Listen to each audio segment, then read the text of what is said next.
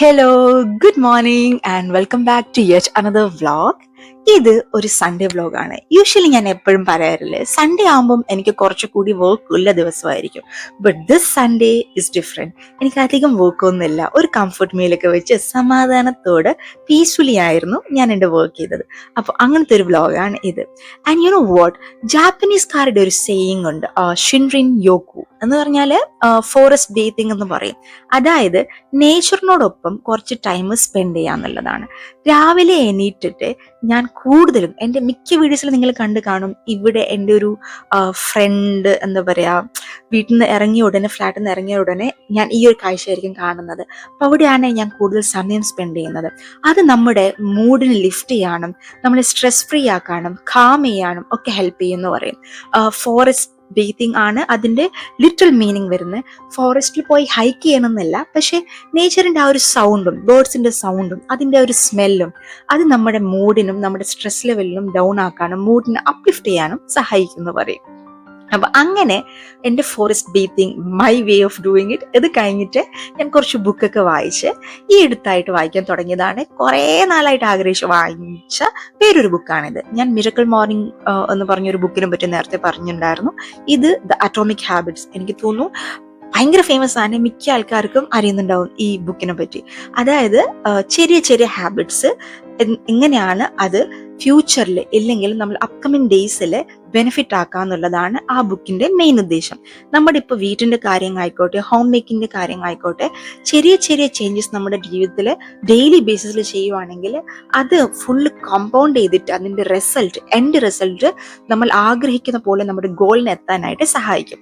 അതാണ് ആ ബുക്കിന് മെയിൻ ആയിട്ടുള്ള ഒരു എയിം എന്ന് പറയുന്നത്. ഞാൻ സ്റ്റാർട്ടിങ് ജസ്റ്റ് തുടങ്ങിയുള്ളൂ and I'm trying to implement these atomic habits in my life. എൻ്റെ ഹോം മേക്കിംഗ് കുറച്ചുകൂടി ഈസി ആക്കാൻ വേണ്ടിയിട്ടും. എൻ്റെ മോർണിംഗ് റൂട്ടീൻ കഴിഞ്ഞിട്ട് നേരെ കിച്ചണിലേക്ക് പോയി ചായ ഇടാൻ തുടങ്ങി. അപ്പോഴത്തേക്ക് മോളെ എണീറ്റ് വന്നിട്ടുണ്ടായിരുന്നു. അപ്പോൾ ഇന്ന് മീൽ പ്ലാൻ ചെയ്തിരിക്കുന്നത് രാവിലെ എഗ് ആൻഡ് ചീസ് വെച്ചിട്ടുള്ള ഒരു ബ്രെഡും വെച്ചിട്ടുള്ള ഒരു സംഭവം, അത് ഞാൻ കാണിക്കാം.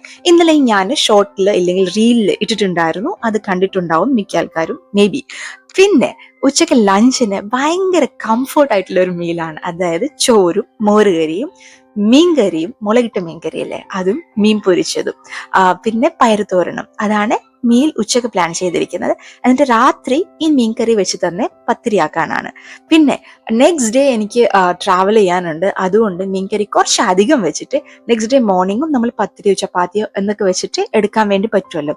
അങ്ങനെയാണ് ഞാൻ എന്നത്തെ ഡേ പ്ലാൻ ചെയ്തിരിക്കുന്നത്. അപ്പം നിങ്ങളും മീൽ പ്ലാൻ ചെയ്യാൻ ആഗ്രഹിക്കുന്നുണ്ടെങ്കിൽ try this kind of meal. Comforting ആയിട്ടുള്ള ഒരു മീലാണ്, ട്രൈ ഇറ്റ് ഔട്ട്. അപ്പം അത് കഴിഞ്ഞിട്ട് ഞാൻ റീലിന് എടുക്കാനുള്ള പരിപാടി ജസ്റ്റ് ഒന്ന് സെറ്റപ്പ് ചെയ്യാണ്. അപ്പൊ ഞാൻ ഷൂട്ട് ചെയ്തത് ബ്രേക്ക്ഫാസ്റ്റ് റീലായിരുന്നു. അതായത് ലേസി മോർണിംഗ് ഈസി ബ്രേക്ക്ഫാസ്റ്റ് എന്ന് പറഞ്ഞിട്ട് ക്വിക്കായിട്ട് വൺ പോട്ടിൽ ചെയ്യാൻ പറ്റിയ ബ്രേക്ക്ഫാസ്റ്റ് അല്ലേ, എഗ് ആൻഡ് ചീസൊക്കെ വെച്ചിട്ട്. നമുക്ക് ബിസി ആയിട്ടുള്ള ദിവസങ്ങൾ അല്ലെങ്കിൽ ഉച്ചയ്ക്ക് ലഞ്ച് ഹെവി ആണെങ്കിൽ രാവിലെ ബ്രേക്ക്ഫാസ്റ്റ് സിമ്പിൾ ആക്കാൻ വേണ്ടി ഇങ്ങനത്തെ ബ്രേക്ക്ഫാസ്റ്റ് ഒക്കെ നമുക്ക് പ്ലാൻ ചെയ്യാം കേട്ടോ. അപ്പൊ ഇത് ഉണ്ടാക്കാനായിട്ട് പാനിൽ എണ്ണ ചൂടാക്കുക. അതിന് മുകളിൽ ഗാർലിക്, ഓണിയന്, തക്കാളി, പച്ചമുളക് ഇട്ടിട്ട് ബേസിക് ആയിട്ടുള്ള മസാല അല്ലേ, മുളക് പൊടി, മല്ലിപ്പൊടി, മഞ്ഞൾപ്പൊടി ഇട്ടിട്ട് മുട്ടയിലെ പെപ്പറും സോൾട്ട് ഇട്ട് ബീറ്റ് ചെയ്തിട്ട് അതിന് ടോപ്പ് ചെയ്തിട്ട് ഇട്ട് കൊടുക്കുക. എന്നിട്ട് ചീസ് ഇട്ട് കൊടുക്കുക. അതിന് മുകളിൽ നമുക്ക് ബ്രെഡ് ജസ്റ്റ് ഒന്ന് ഇങ്ങനെ പ്രസ് ചെയ്തിട്ട് ഫ്ലിപ്പ് ചെയ്ത് കഴിഞ്ഞാൽ ബ്രേക്ക്ഫാസ്റ്റ് റെഡി ആയിട്ടുണ്ട്. സെർവ് ചെയ്യുമ്പോൾ നമുക്ക് ജസ്റ്റ് ഒന്നും കൊറിയാൻഡർ ലീവ്സ് വെച്ചാൽ മതി.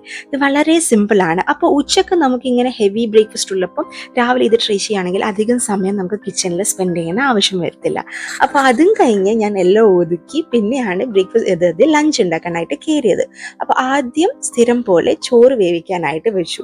ഞാൻ എപ്പോഴും വിചാരിക്കട്ടെ, ആ ചോറ് വേവിക്കാനായിട്ട് വെക്കുമ്പോൾ ഈ വീഡിയോസ് കാണുമ്പോൾ എന്തിനാ ഞാൻ ഈ പാത്രത്തിൽ ചോറ് വെക്കുന്നതെന്ന്, അതായത് കുക്കറിൽ വെച്ചാൽ പോരെ എന്നൊക്കെ. അപ്പൊ അങ്ങനെ ഞാൻ ചെറിയ കുക്കറിൽ, ഇവിടെ 3 പേർക്കുള്ള ചോറാണ് വെക്കുന്നത്, മോളുടെ ചെറിയ കുക്കറിലാണ് വെക്കുന്നത്. അവൾ കുഞ്ഞിലേ ഇവളുടെ പച്ചക്കറി എല്ലാം വേവിക്കാനായിട്ട് വാങ്ങിച്ച കുക്കറിലായിരുന്നു വെച്ചത്. പക്ഷേ ഒരു അബദ്ധം പറ്റിപ്പോയി. അതായത് ചോറ് വിസില് വന്നില്ല. ജസ്റ്റ് ഒന്ന് വിസിൽ വരാനായിട്ട് നിന്നപ്പോൾ എനിക്ക് മനസ്സിലായി വെള്ളം കുറവാണ്, ചോറ് ഫുള്ളി ഇങ്ങനെ മേലിൽ വന്ന് നിൽക്കുകയായിരുന്നു എന്ന്. അപ്പോൾ ഞാൻ എന്താ ചെയ്തതെന്ന് വെച്ചാൽ അത് പിന്നീട് മാറ്റിയിട്ട് അപ്പോഴത്തേക്ക് വെന്തിട്ടുണ്ടായിരുന്നു, ഓൾമോസ്റ്റ് ഒരു 3/4 മുകളിൽ കുക്കായിട്ടുണ്ടായിരുന്നു. അപ്പോൾ അതുകൊണ്ട് എനിക്ക് വലിയ സമയം എടുത്തിട്ടില്ല അത് ചെയ്യാനായിട്ട്.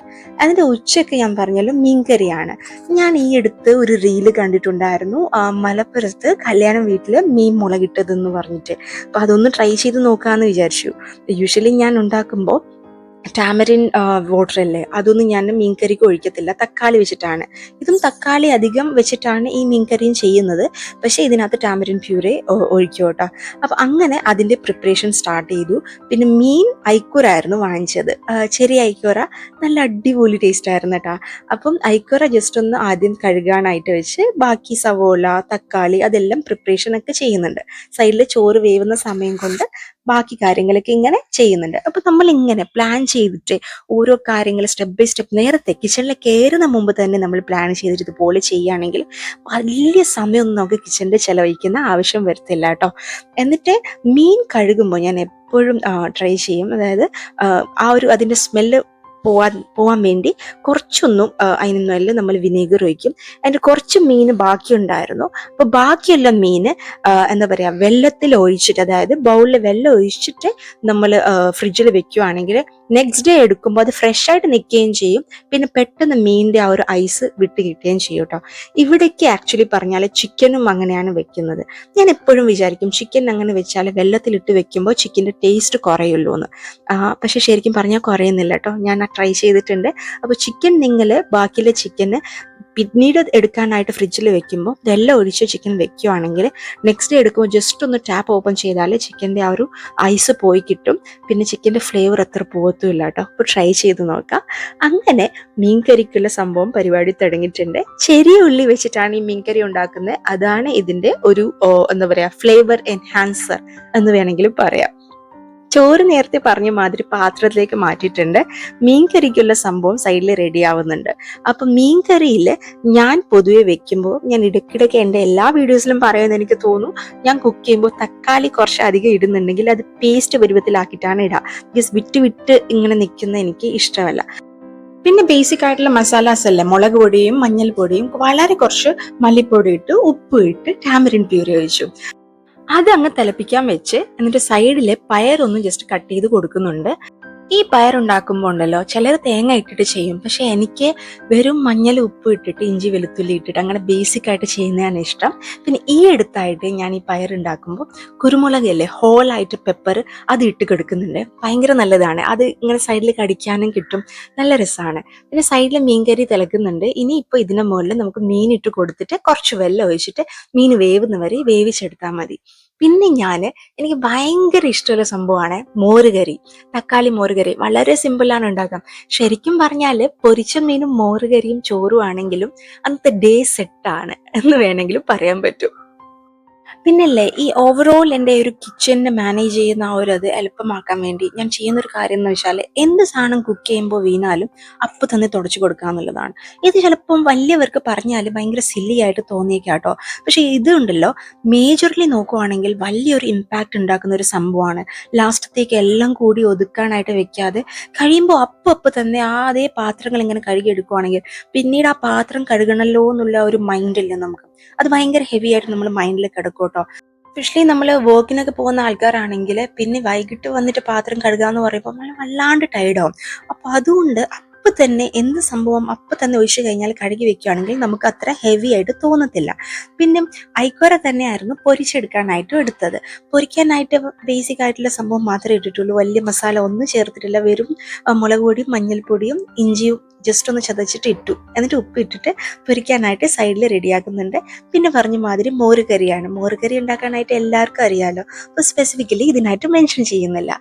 ഇത് ഭയങ്കര കാമിങ് ആയിട്ടുള്ളൊരു ഡേ ആയിരുന്നു. ഞാൻ ഭയങ്കര റിലാക്സ് ചെയ്തിട്ടായിരുന്നു ഇത് ചെയ്തത്. പിന്നെ രാത്രി ഞാൻ പറഞ്ഞ മാതിരി പത്തിരിയുടെ കൂടെയാണ് ഈ മീൻ കറി എടുത്തത്. അപ്പോൾ അന്നത്തെ ഫുൾ ഡേ മീൽ പ്ലാൻ ഇതായിരുന്നു. നിങ്ങൾക്ക് ഇഷ്ടപ്പെട്ടു എന്ന് വിചാരിക്കുന്നു. ഈ വീഡിയോ വെച്ച് നിങ്ങൾക്ക് എന്തെങ്കിലും ഇൻപുട്ട് കിട്ടുമെന്ന് തന്നെ ഞാൻ വിശ്വസിക്കുന്നു.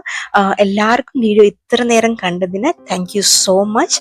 ഇനിയും സപ്പോർട്ട് ചെയ്യുക. പിന്നെ ഇഷ്ടപ്പെട്ടിട്ടുണ്ടെങ്കിൽ ലൈക്ക് ചെയ്യാനും ഷെയർ ചെയ്യാനും, സബ്സ്ക്രൈബ് ചെയ്യാതെ കാണുന്നവരാണെങ്കിൽ സബ്സ്ക്രൈബ് ചെയ്യാനും ഒന്നും മറന്നു പോകണ്ട. അപ്പോൾ എൻ്റെ ആ ഒരു കിച്ചണിൽ പരിപാടിയല്ല ഉച്ചയ്ക്ക് മുമ്പ് തന്നെ കഴിഞ്ഞിരിക്കുന്നു. Thank you for watching this vlog. See you in the next episode of my YouTube channel. Bye by.